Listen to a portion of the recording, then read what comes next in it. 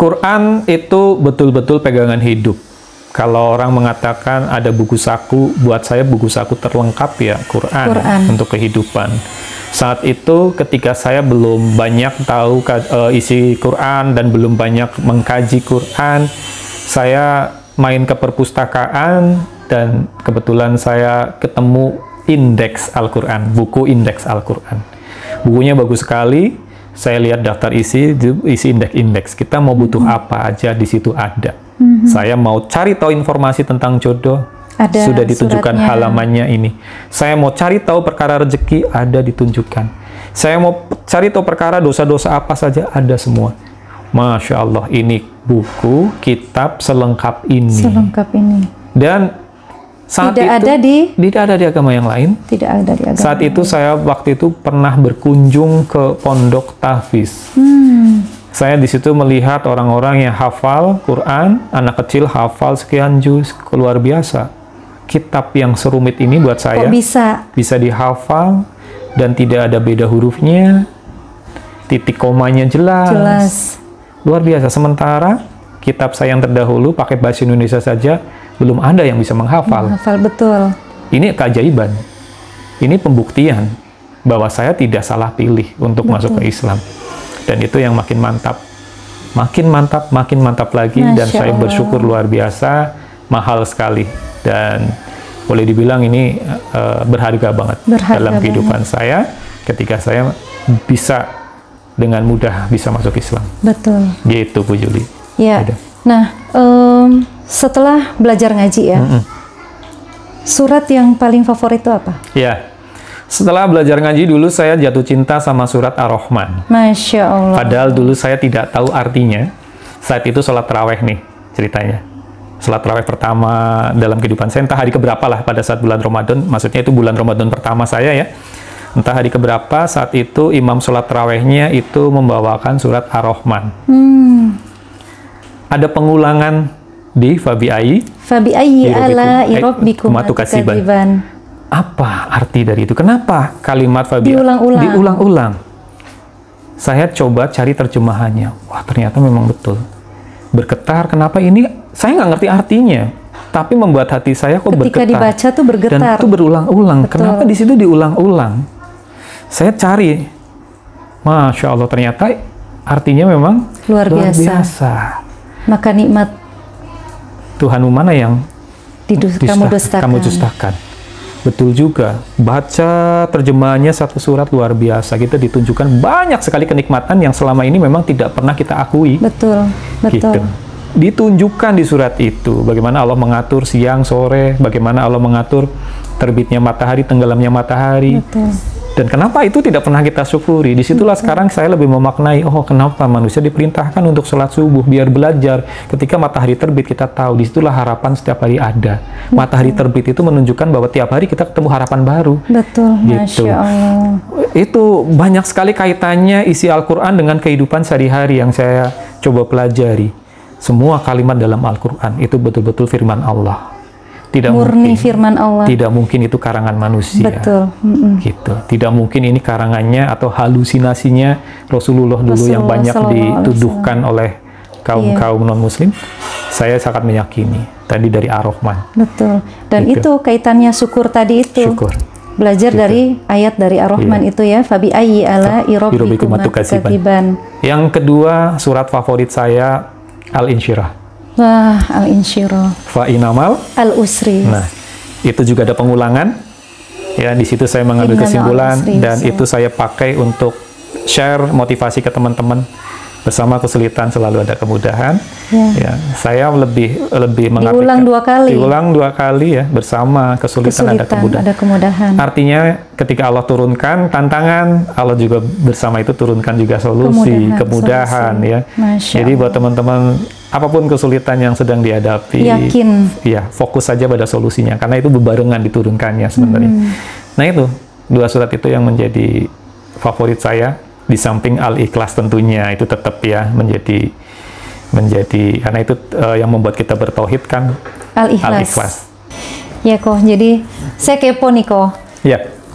Setelah mendengar jalan cerita kok Erik, Masya Allah sekali ya.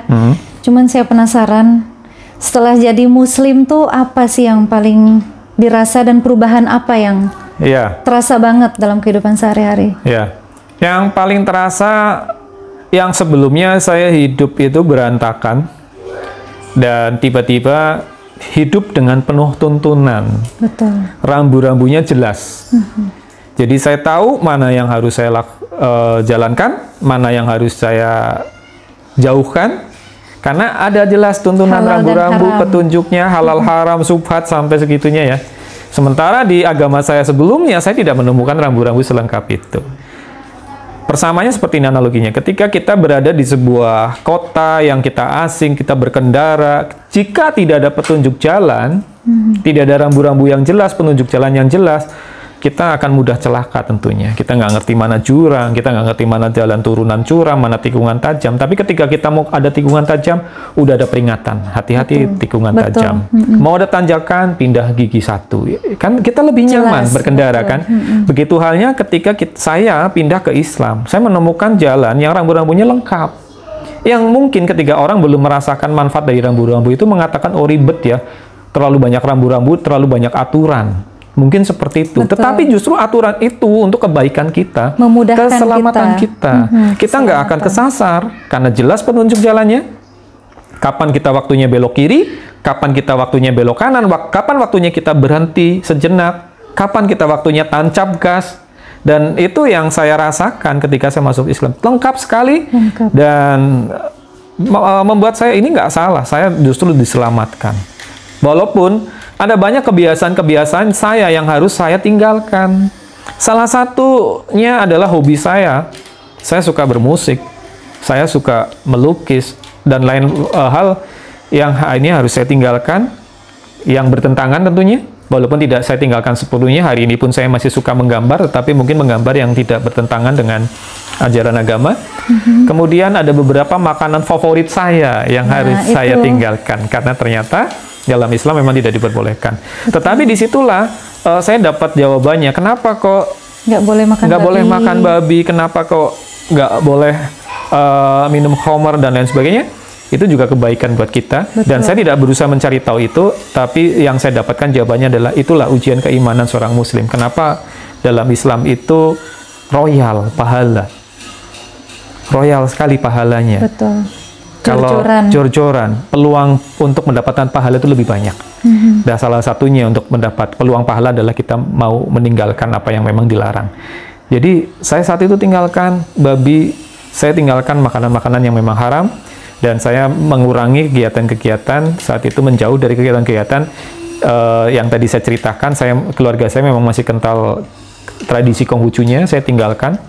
Dan saya kasih tahu keluarga saya kalau saya memang tidak bisa lagi mengikuti ritual-ritual yang memang tidak diperbolehkan. Dan alhamdulillah orang tua saya sangat mengerti, sangat memahami, karena melihat perubahan saya tadi.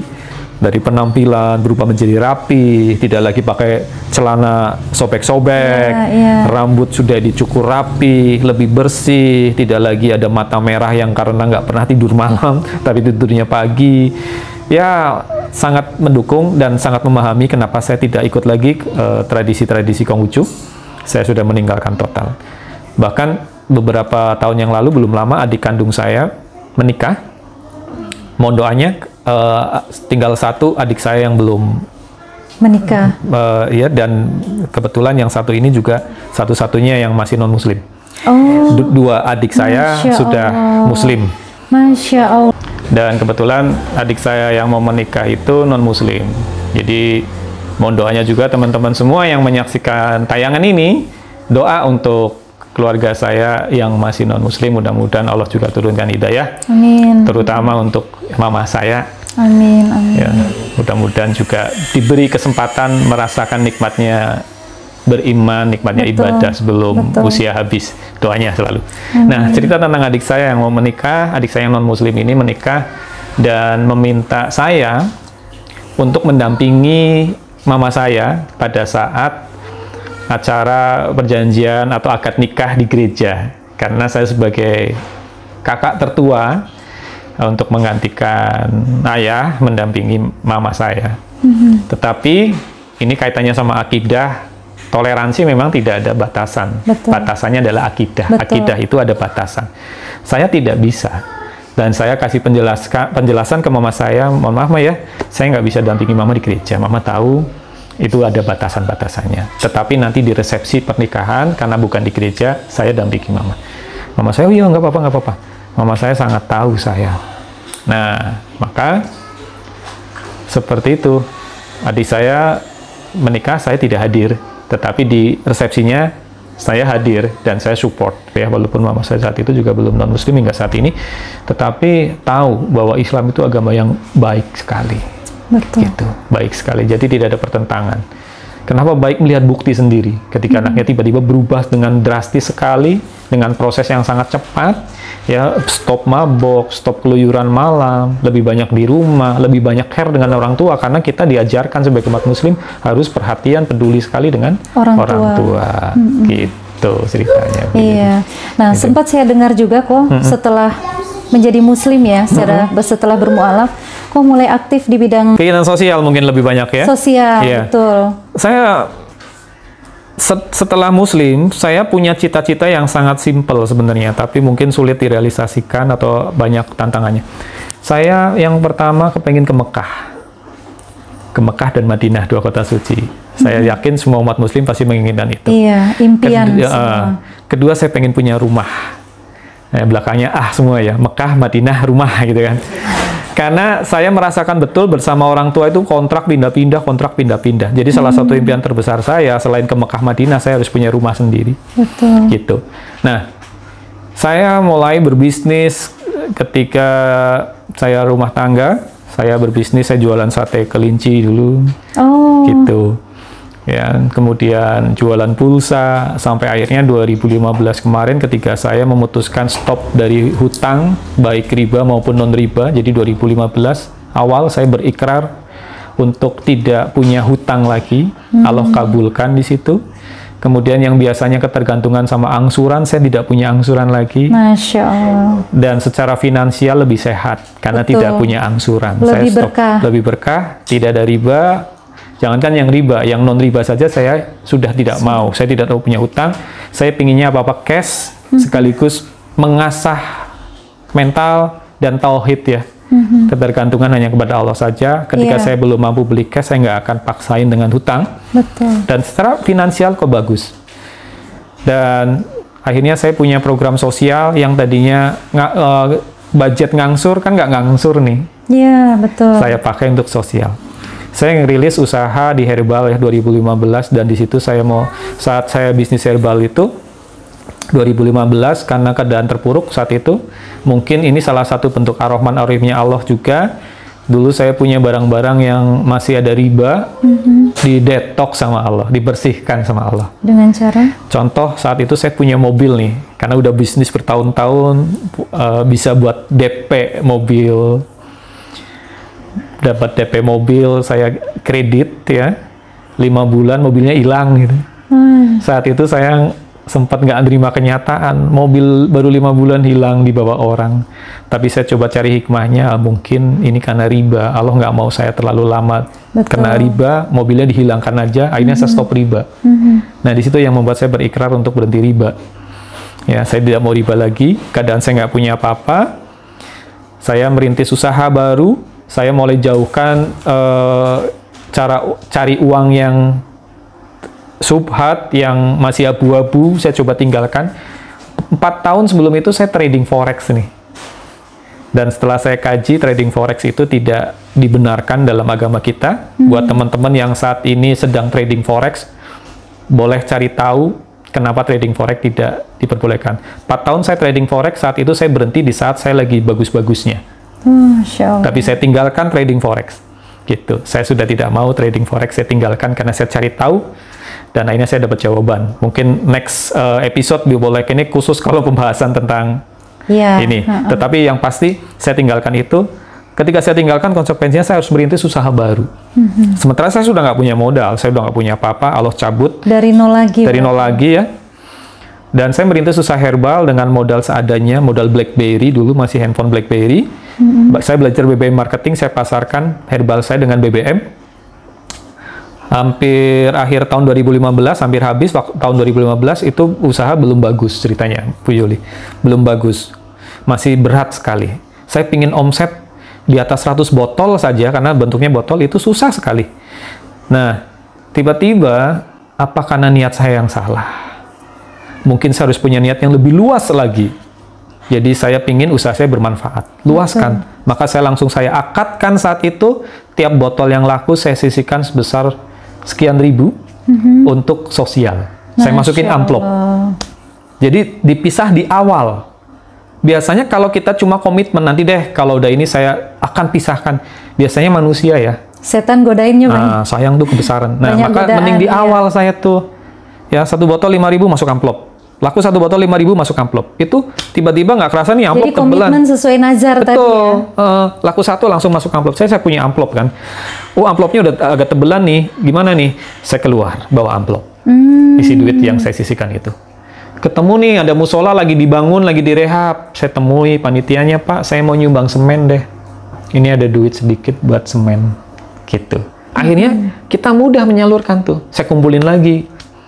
Keluar nih. Oh, ada apa lagi saya bisa sumbang. Oh, saya bisa beli sembako. Oh, ada anak yang SPP-nya nunggak, saya bisa bantu dia. Gitu. Dan ternyata nggak harus nunggu kita kaya untuk seperti itu, simpel banget. Betul. Dan dahsyatnya setelah saya melakukan itu, tahun 2016 awal, omset herbal saya sudah tembus di atas 100 botol sesuai yang saya inginkan. Sudah cukup untuk dapur. Aman nih. Yang pertama aman. Dapur aman. Saya punya impian lagi. Bahwa usaha saya harus lebih manfaat lagi, luas lagi manfaatnya. Nah, maka saya komitmen, saya pingin 1 juta sebulan sedekah. Saat itu masih belum mampu. Saya punya komitmen ingin 1 juta sebulan sedekah. 1 bulan, ya. Dan saya mulai bangun tim penjualan, tim seller. Tim seller saya budayakan. Targetnya bukan omset, tapi harus bisa sedekah 1 juta sebulan. Masya tim Allah. Saya komitmen, oh ya 1 juta sebulan. Ternyata efeknya omset juga akan naik. Ya logika kalau kita mau sedekah 1 juta sebulan minimal, otomatis ya, kita gencarkan jualan kan, omset naik. Betul. Teman-teman udah bisa. Kemudian saya mulai nih, saya harus umroh. Alhamdulillah 2017 saya dapat job ceritanya. Dulu saya seneng MC. Saya dapat job MC sekaligus ngisi motivasi untuk acara pemberangkatan jamaah umroh. 2017 saya masih ingat di sebuah masjid, di Masjid Karangkobar itu saya diundang untuk untuk MC, bukan MC jamaah yang mau berangkat umroh, acara pelepasan. Tiba-tiba ketika saya melihat ibu-ibu, bapak-bapak jamaahnya mau umroh, kok bahagia banget. Ini bergetar hati saya, Bu Yuli. Saya harus berangkat ini. Kemudian saya ngomong ke panitia kan.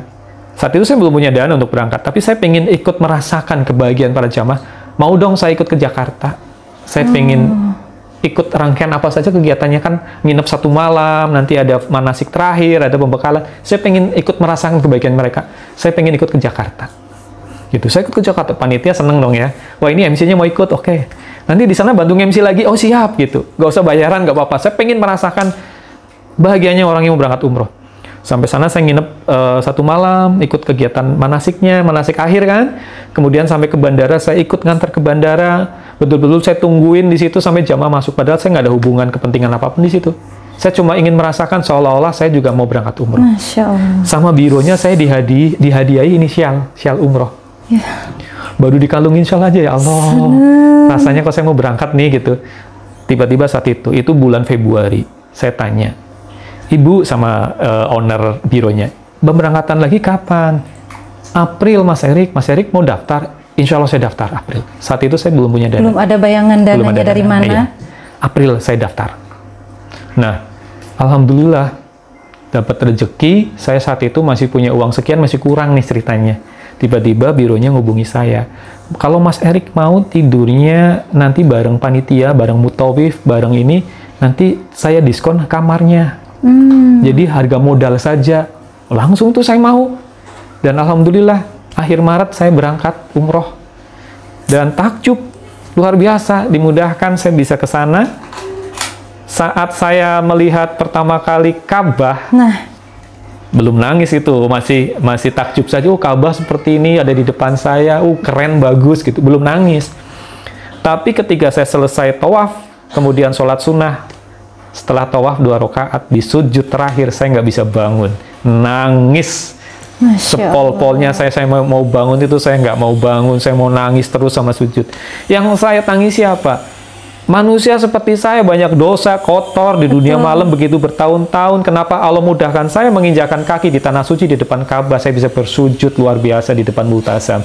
Sementara ada banyak orang yang mungkin ilmunya lebih bagus dari saya, mereka pendidikan agamanya lebih dahsyat dari saya, dan memimpikan pingin Allah masih buat, jadi tamu Allah. Iya, Allah masih memposisikan mereka dalam antrian. Betul. Kok saya dimudahkan begitu mudahnya? Masya Allah. Begitu ar-Rahman ar-Rahimnya Allah. Kembali saya rasakan kasih sayang Allah. Saya nangis nggak berhenti sampai teman saya dikira saya lagi ngapain. Ayo, kita mau sa'i gitu. Saya masih posisi sholat, masih sujud begitu lama. Saya selesaikan sholat, kemudian saya sa'i. Masya Allah. Dan ketika di depan Multazam, tempat yang salah satu tempat yang sangat mustajab ya untuk berdoa ya. Tadinya saya sudah list doa tuh panjang, Bu Yuli. List doanya panjang nih mau saya berdoakan. Saya pangkas semua. Saya hanya ingin kembali ke sini lagi. Saya pangkas. Hanya itu. Iya, saya bisa dimudahkan untuk kembali ke tempat ini lagi. Jadi tamu Allah. Jadi tamu Allah lagi. Alhamdulillah dikabul. 2019 saya bisa berhaji. Dan itu sudah dapat kemudahan, orang lain haji sampai ngantri-ngantri, apalagi sekarang kita tahu efek pandemi ya. Betul. Sampai tertunda-tunda, kok saya dimudahkan sekali, daftar 1 bulan bisa dapat visa haji dan bisa berangkat. Proses cuma 1 bulan. Masya Allah. Luar biasa sekali, dan saya ditemani oleh teman akrab, oleh guru-guru saya, Masya Allah, itu senang sekali. Jadi terkabul doanya. Gitu, dan itu yang memantapkan saya harus banyak bersosial, harus banyak fisabilillah. Kita kerja, kita usaha, kita susah payah mencari rizki, jangan sampai apa yang kita cari cuma tertinggal di dunia. Betul. Ada orang mengatakan harta tidak bisa dibawa mati, maka buat bagaimana caranya bisa kita bawa mati. Betul. Kalau saya seperti itu, maka yang pertama lurus dan luas. Lurus karena Allah, apa yang kita lakukan libatkan Allah, luas agar menjadi manfaat buat sesama. Maka rumusnya lurus dan luas. Nah, itu yang coba saya praktekkan. Akhirnya saya ketagihan untuk bersosial, dan tiba-tiba ketika saya dimudahkan pulang umroh itu omset melejit luar biasa. Masya Allah. Tembus di angka miliar ya per bulan. Yang awalnya hanya modal berapa botol, bisa tembus miliaran sepulang umroh itu. Nah, salah satu yang membuat saya tidak apa istilahnya terlena dengan kemudahan-kemudahan itu, saya harus banyak-banyak dekat-dekat dengan duafa. Betul. Saya banyak dekat dengan duafa, maka muncul program bedah rumah, pengobatan gratis, khitan gratis, itu karena saya dekat dengan duafa. Apa sih yang bisa saya perbuat untuk mereka? Bukan mereka yang butuh saya yang butuh mereka. Saya harus dekat-dekat dengan duafa supaya saya tidak terlena, tidak kebablasan, karena orang punya duit sedikit saja itu udah nggak. Betul. Betul ya Bu Juli? Punya duit di kantong, pengennya dibelanjain. Nah, ketika kita tiba-tiba punya duit banyak, kalau kita ngerem, bahaya. Pengen ini, ganti mobil, bla bla bla. Lebih baik saya deketin duafa, saya tidak punya kinan. Ini jujur, dulu impian saya harus punya mobil sport 2 pintu. Sudah saya gambar apa, mereknya apa. Tapi ketika Allah mampukan saya beli itu, keinginan itu hilang. Kenapa? Karena saya dekat dengan duafa. Malu rasanya ketika saya jadi beli mobil itu. Sementara ada banyak orang yang tidak makan, gitu. Nah, alhamdulillah itulah yang membuat saya senang berkegiatan sosial. Bukan hebatnya saya tidak, tapi saya membutuhkan untuk kegiatan-kegiatan sosial, dan akhirnya saya punya target yang lebih bagus. Bisnis itu targetnya nggak sekedar omset. Kurang kuat kalau targetnya cuma omset. Tapi ketika kita punya misi apa yang mau kita lakukan, yang nantinya bisa menjadi amal jariah, bisnisnya lebih semangat. Itu yang saya rasakan. Lebih tertata, dan cara kita mengais rezeki pun insya Allah lebih baik. Bermuamalahnya lebih baik. Tidak merugikan orang lain. Kenapa? Karena kita punya niat yang insya Allah itu bernilai di jalan Allah. Bernilai secara fisabilillah. Maka kita pun akan dituntun sama Allah, ditemukan peluang-peluang yang berkah. Peluang-peluang kebaikan. Peluang-peluang kebaikan dan peluang-peluang bisnisnya juga, Bu Juli. Betul. Kita punya niat, kita mau bangun masjid misalkan. Allah kasih tahu caranya nih untuk percepatan. Ini ada peluang bisnis. Insya Allah mempercepat kita merealisasikan masjid. Seperti itu yang saya rasakan. Ya, Koh. Jadi setelah mendengar perjalanan Koh sejak dari non-muslim dan menjadi mu'alaf dan sampai hari ini pencapaiannya luar biasa. Tapi namanya manusia ya kok, pasti selalu ada yang kita ingin capai lagi. Apa nih sebenarnya yang paling dipengenin sekarang? Saya sebenarnya sudah memutuskan pensiun dari urusan usaha bisnis gitu ya. Saya pengen banyak di rumah, saya pengen sudahlah selesai gitu.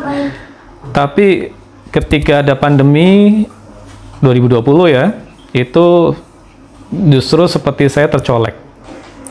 Saya masih muda, saya masih punya energi, saya masih punya karya, bisa mengeluarkan ide. Tapi kok kenapa begitu sombongnya saya pengen pensiun gitu. Betul. Saya harus bergerak lagi sampai saya nanti tutup usia. Kembali, saya harus lebih banyak sesuatu yang bisa dihasilkan dan punya manfaat yang luas. Saya berkeinginan yang pertama menyelesaikan asrama, selain asrama putri yang sedang saya bangun. Ada satu impian itu, setelah asrama selesai, saya harus punya masjid di pinggir jalan. Kenapa di pinggir jalan? Kadang-kadang kita berpikir kalau kita musafir ya, kita pingin mampir ke masjid itu yang nyaman, yang ini. Saya pengen punya masjid pinggir jalan, nanti ada showcase di situ, ada minum yang bisa diambil sendiri, bisa bikin kopi secara gratis di situ. Dan orang yang musafir mungkin nantinya juga bisa sholat satu tempat lah ya, ada rest area yang nyaman buat mereka gitu. Itu bayangan saya, hayalan dulu lah. Tetapi itu sudah saya niatkan, insya Allah saya bisa gitu. Ya, disitulah yang saya rasakan ketika kita punya niat untuk fisabilillah, perbanyak di fisabilillah, justru semangat kita berkarya, semangat kita bekerja, semangat kita berusaha, berikhtiar itu lebih dapat sih. Betul. Itu yang jadi motivasi terbesar. Ya, mungkin ini bisa dijadikan hikmah juga, pelajaran buat teman-teman yang sekarang lagi mungkin merintis bisnis, harus punya alasan yang kuat kenapa bisnis. Betul. Kalau yang teman-teman pengen sukses, punya alasan yang kuat kenapa harus sukses. Tidak semata-mata sukses ingin punya uang banyak. No, itu menurut saya kurang kuat. Yang akan bikin kuat agar kita bisa menjadi manusia yang manfaat tentunya. Tidak hanya untuk diri, tetapi manfaat luas buat masyarakat. Buat umat ya. Betul, itulah yang nanti ada kebahagiaan yang susah dicari ya. Ternyata saya menemukan ketika kita bisa menjadi solusi dari orang lain. Itu luar biasa, dan itu bahagia yang luar biasa. Ya, nggak bisa dilukiskan. Nggak bisa dilukiskan. Ya. Ketika kita bisa menjadi solusi dari banyak orang, masya Allah, itu keren, dan itu yang akan membuat kita terus semangat berkarya di dunia ini, insya Allah. Gitu. Harapannya kita punya usia yang panjang, tapi usia yang punya nilai manfaat. Betul. Gitu. Jangan sampai kita punya usia panjang, tapi justru malah memperbanyak dosa kan. Mumpung Allah kasih usia, dan bisa jadi kita masih hidup sekarang, masih bisa bernafas hari ini. Bisa jadi alasan Allah adalah memberi kesempatan buat kita memperbaiki diri. Baik. Gitu. Nah, kok sebelum kita akhiri nih, ada pesan nggak buat para mu'alaf? Ya, untuk teman-teman mu'alaf yang mungkin saat ini atas izin Allah menyaksikan video ini, pesan dari saya, kita yang mu'alaf, kita yang sudah memantapkan diri untuk menjadi seorang muslim, maka saat itu juga kita harus siap berjuang untuk agama kita. Mumpung kita diberi kesempatan, dapat hidayah juga, anugerah yang luar biasa. Artinya ketika kita sudah bersyahadat, kita sudah siap berjuang di agama Allah. Bukan sebagai orang yang dikasihani, tapi justru orang yang siap juga memperjuangkan agama Allah. Insya Allah, mudah-mudahan teman-teman yang punya niat itu makin mantap ketika sudah memeluk Islam. Dan mungkin saat ini ada juga teman-teman yang lagi bimbang nih, apakah mau tetap di agama yang lama atau sudah ada keinginan masuk Islam. Mantapkan, Islam itu adalah tuntunan buat kita selamat, tidak hanya di dunia tetapi juga di akhirat, insya Allah. Insya Allah. Alhamdulillah, demikian sharing mu'alaf kita hari ini. Luar biasa ya, sangat menginspirasi dan memotivasi kita untuk menjadi lebih baik lagi. Hijrah bukan hanya berpindah agama, tapi menjadi lebih baik dan menjadi kebaikan buat orang lain. Siapa yang menyangka kok Erik yang dahulu kesehariannya berkecimpung di dunia gelap, kemudian Allah angkat, Allah muliakan dengan hidayah, dan Allah beri kemudahan-kemudahan yang bahkan tidak bisa dicerna oleh akal manusia. Tidak ada yang sulit bagi Allah. Kun fayakun. Ya, kun fayakun. Semuanya mudah jika Allah berkehendak.